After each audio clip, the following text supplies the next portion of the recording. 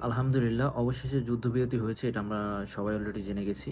কারণ এটা নিয়ে আমরা সবাই একটু আতঙ্কে ছিলাম যে আ গত রাতে কি হচ্ছিল, কি হবে, কি হবে না। আসলে যেরকম আল্টিমেটামটা ছিল সেটা হলে একটা সভ্যতা মানে পুরা ইরানবাসীকেই নিশ্চিহ্ন করে দেওয়ার কথা ছিল। সেই জায়গায় আসলে ইরানি যে মাতৃভূমির প্রতি ভালোবাসা, ইরানি যে শক্তি সেটা আমরা আসলে গত রাতে কালকে দেখছি যে এত বড় একটা আল্টিমেটামের পরও মানুষজন ভয় না পেয়ে উল্টা হাতে হাত রেখে সবাই রাস্তায় নেমে পড়ছিল মরার জন্যে।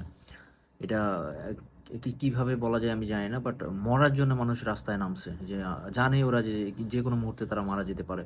যেকোনো মুহূর্তে বোম্বিং হতে পারে। তারপরেও তারা মরার জন্য রাস্তায় নামছে। তো এটা আসলে অনেক বড় একটা বীরত্বের প্রমাণ। সো সেই জায়গায় বলব যে ইরানের কিছু আ মনস্তাত্ত্বিক যে জয়টা সেটা ইরান অলরেডি করে ফেলছে।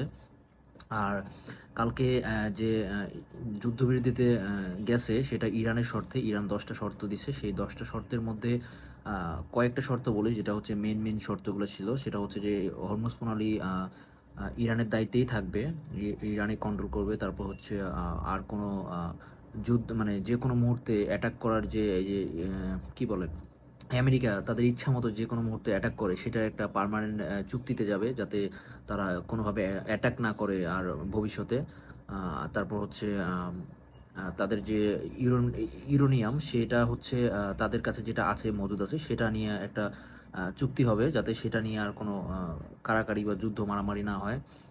তো এরকম কিছু পয়েন্ট আছে আসলে যেগুলা হচ্ছে ইরান কালকে ১০ টা দিছে এরকম টোটাল।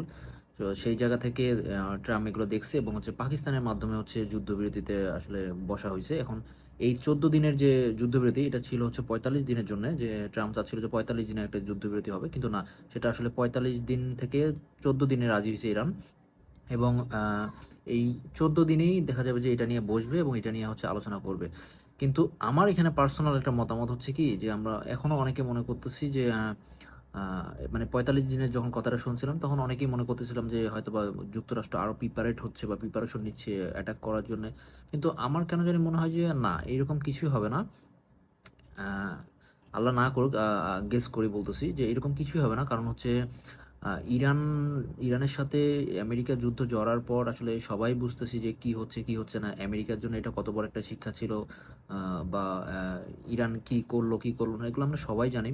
সেই জায়গা থেকে একটা কথাই বলব যে ট্রাম্প সেই ভুলটা আর করবে না আশা করি। যে আবার বলাও যায় না কারণ উনি আ কি করবে, কি করবে না সেটা উনি ভালো জানে। বাট তারপরেও শুধু একটা কথাই বলতে পারি যে ট্রাম্প হয়তোবা এই কাজটা করবে না। কেন করবে না? কারণ হচ্ছে অ যুক্তরাষ্ট্র নিজেদেরই অভ্যন্তরীণ যে সাধারণ জনগণ তারাই অলরেডি এটা নিয়ে বিক্ষোভ করতেছে। তারা চায় না, কেউ চায় না এটা যুদ্ধ হোক।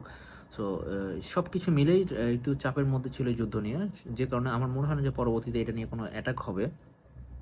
সো আশা করি যে আমি নিজেও চাই যে না হোক, আল্লাহ না করুক কোনো অ্যাটাক না হোক। তো সবকিছু যাতে স্বাভাবিকভাবেই সমাধান হয়। কে জিতলো, কে হারলো এটা ফ্যাক্ট না। এখানে আসলে ওই জিতা হারার যুদ্ধ এখন হয় না। যে আসলে ওইভাবে ঘোষণা হবে যে জিতছে, কেউ হারছে এরকম হয় না। এগুলো আগের যুদ্ধ ছিল।